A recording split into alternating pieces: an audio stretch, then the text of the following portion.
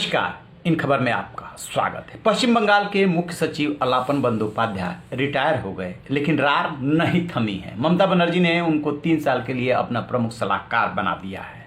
इसके बावजूद केंद्र सरकार ने उनको रिमाइंडर भेज दिया है और बंदोपाध्याय से पूछा है कि आपको मंडे को दिल्ली बुलाया गया था, आप क्यों नहीं आए। अब इसका देखना है कि रिमाइंडर का क्या जवाब देते हैं। लेकिन सबसे बड़ा सवाल ये है कि आखिरकार केंद्र और प्रदेश ने इसको प्रतिष्ठा का सवाल क्यों बना लिया है और इसकी अंतिम परिणति क्या होगी। क्या केंद्र सरकार का इसमें कोई अधिकार बनता है? क्या उनकी पेंशन ग्रेच्युटी रुक सकती है, जो भी सुविधाएं मिली हुई थी? क्या वो सफलर साबित होंगे या सिर्फ ये खींचतान तक खींच चलता रहेगा? तो नियम कानून के मुताबिक हम इसको यदि जानने की कोशिश करेंगे तो फौरी तौर पे राज्य सरकार की का जो स्टैंड है वो ज़्यादा मजबूत है रादर दैन सेंट्रल के। है क्या कि अखिल भारतीय सेवा में जैसे ही आपको काडर अलॉट होता है, उस राज्य के आप अधिकारी हो जाते हैं, तो सब कुछ आपका वहाँ से नियंत्रित होता है। चूँकि अखिल भारतीय सेवा है, इसलिए डीओपीटी जो department of personal and training है केंद्र सरकार के, उससे वो जो है आपका काडर जो है मॉनिटर करता है। तो यहाँ पे मंत्रालय जो है केंद्र सरकार का वो हो जाता है। तो जो भी सेवा से संबंधित जुड़ी शर्तें नियमावली है वो सब वहाँ पे लागू होगा। ऑलरेडी सिस्टम बना हुआ है। यानी प्रदेश सरकार जब सस्पेंड भी करती है तो उसके लिए भेजना पड़ता है राष्ट्रपति को। लेकिन अब बात ये आ रही है कि जो 3 महीने का कार्यकाल बढ़ाया गया था, वो 3 महीने का कार्यकाल उन्होंने एक्सेप्ट नहीं किया और अपना अंतिम दिन जो हो रहा था उसी दिन रिटायरमेंट ले लिए। क्या ये रिटायरमेंट ले सकते थे? क्या ये प्रदेश सरकार रिटायर कर सकती है? तो जो जानकार है वो बता रहे हैं कि बिल्कुल कर सकते हैं। उन्होंने जैसे ही प्रमुख सलाहकार ममता बनर्जी ने उनको बनाया, वैसे ही जो है केंद्र का बंधन भी खत्म हो गया, क्योंकि अब तो सलाहकार की भूमिका में आ गए। उस तरीके से अखिल भारतीय सेवा के अब वो पदाधिकारी नहीं रहे। फिर केंद्र ने क्या सोच करके नोटिस भेजा है? क्या केंद्र के जो अधिकारी बैठे हुए हैं यहाँ पे, उन्हें ये पता नहीं है कि इस नोटिस का कोई मतलब नहीं? उन्हें पता है। अब इसमें एक लीगल पेच है। पेच ये है कि जिस दिन आपको बुलाया गया था उस दिन आप सर्विस में थे, जिस दिन आपको यहाँ आना था उस दिन भी आप सर्विस में थे, तो आपने अनुशासनहीनता उस दिन की है। यही इसको आधार बना करके केंद्र सरकार ने उनको रिमाइंडर भेजा है कि आपको बुलाया गया था, आप क्यों नहीं आए, जवाब दीजिए। फिर उनको दोबारा भी कहा गया हो कि आ करके और जो है जवाब दीजिए। आएंगे वो नहीं।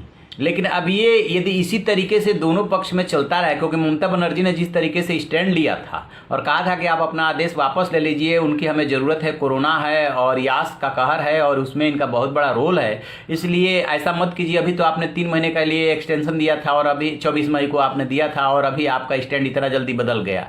तो खैर, स्टैंड तो बदला इसलिए कि ये सब कुछ सियासत है। प्रधानमंत्री की मीटिंग में आधे घंटे देर से पहुँचने की एक तरह से मान लीजिए कि सजा है। मुख्यमंत्री का तो कुछ कर नहीं सकते, लेकिन चीफ सेक्रेटरी अखिल भारतीय सेवा नियमावली से गवर्न होता है, इसलिए चीफ सेक्रेटरी को तो तलब कर ही सकते हैं कि आपने कैसे ये हिमाकत की। तो यही सब ये उलझने हैं। अल्टीमेटली जो ट्रिब्यूनल होता है, जो केंद्रीय सेवाओं के लिए ट्रिब्यूनल बना हुआ है, या तो वहाँ मामला जाएगा या फिर हाई कोर्ट में जाएगा।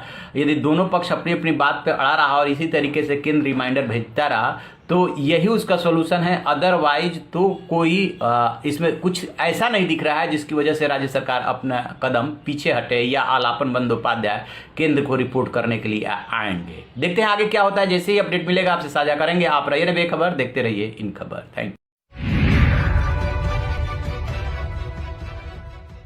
नमस्कार। इन खबर में आपका स्वागत है। पश्चिम बंगाल के मुख्य सचिव अलापन बंदोपाध्याय रिटायर हो गए, लेकिन रार नहीं थमी है। ममता बनर्जी ने उनको 3 साल के लिए अपना प्रमुख सलाहकार बना दिया है। इसके बावजूद केंद्र सरकार ने उनको रिमाइंडर भेज दिया है और बंदोपाध्याय से पूछा है कि आपको मंडे को दिल्ली बुलाया गया था, आप क्यों नहीं आए।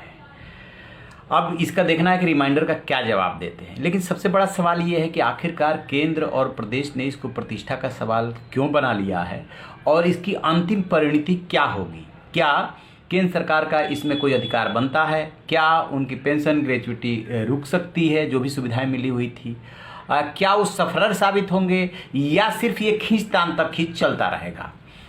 तो नियम कानून के मुताबिक हम इसको यदि जानने की कोशिश करेंगे तो फौरी तौर पे राज्य सरकार की का जो स्टैंड है वो ज़्यादा मजबूत है रादर दैन सेंट्रल के। है क्या कि अखिल भारतीय सेवा में जैसे ही आपको काडर अलॉट होता है, उस राज्य के आप अधिकारी हो जाते हैं, तो सब कुछ आपका वहाँ से नियंत्रित होता है। चूँकि अखिल भारतीय सेवा है, इसलिए डीओपीटी जो department of personal and training है केंद्र सरकार के, उससे वो जो है आपका कार्डर जो है मॉनिटर करता है। तो यहाँ पे मंत्रालय जो है केंद्र सरकार का वो हो जाता है। तो जो भी सेवा से संबंधित जुड़ी शर्तें नियमावली है वो सब वहाँ पे लागू होगा। ऑलरेडी सिस्टम बना हुआ है, यानी प्रदेश सरकार जब सस्पेंड भी करती है तो उसके लिए भेजना पड़ता है राष्ट्रपति को। लेकिन अब बात ये आ रही है कि जो 3 महीने का कार्यकाल बढ़ाया गया था, वो 3 महीने का कार्यकाल उन्होंने एक्सेप्ट नहीं किया और अपना अंतिम दिन जो हो रहा था उसी दिन रिटायरमेंट ले लिए। क्या ये रिटायरमेंट ले सकते थे? क्या ये प्रदेश सरकार रिटायर कर सकती है? तो जो जानकार है वो बता रहे हैं कि बिल्कुल कर सकते हैं।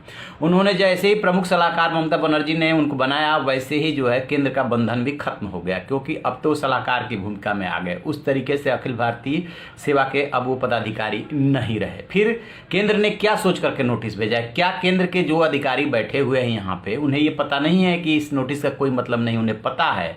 अब इसमें एक लीगल पेच है। पेच ये है कि जिस दिन आपको बुलाया गया था उस दिन आप सर्विस में थे, जिस दिन आपको यहाँ आना था उस दिन भी आप सर्विस में थे, तो आपने अनुशासनहीनता उस दिन की है।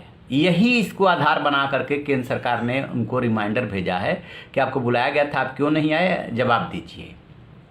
फिर उनको दोबारा भी कहा गया हो कि आ करके और जो है जवाब दीजिए। आएंगे वो नहीं। लेकिन अब ये यदि इसी तरीके से दोनों पक्ष में चलता रहा, क्योंकि ममता बनर्जी ने जिस तरीके से स्टैंड लिया था और कहा था कि आप अपना आदेश वापस ले लीजिए, उनकी हमें ज़रूरत है, कोरोना है और यास का कहर है और उसमें इनका बहुत बड़ा रोल है, इसलिए ऐसा मत कीजिए। अभी तो आपने 3 महीने के लिए एक्सटेंशन दिया था और अभी 24 मई को आपने दिया था और अभी आपका स्टैंड इतना जल्दी बदल गया। तो खैर स्टैंड तो बदला इसलिए कि ये सब कुछ सियासत है। प्रधानमंत्री की मीटिंग में आधे घंटे देर से पहुँचने की एक तरह से मान लीजिए कि सजा है। मुख्यमंत्री का तो कुछ कर नहीं सकते, लेकिन चीफ सेक्रेटरी अखिल भारतीय सेवा नियमावली से गवर्न होता है, इसलिए चीफ सेक्रेटरी को तो तलब कर ही सकते हैं कि आपने कैसे ये हिमाकत की।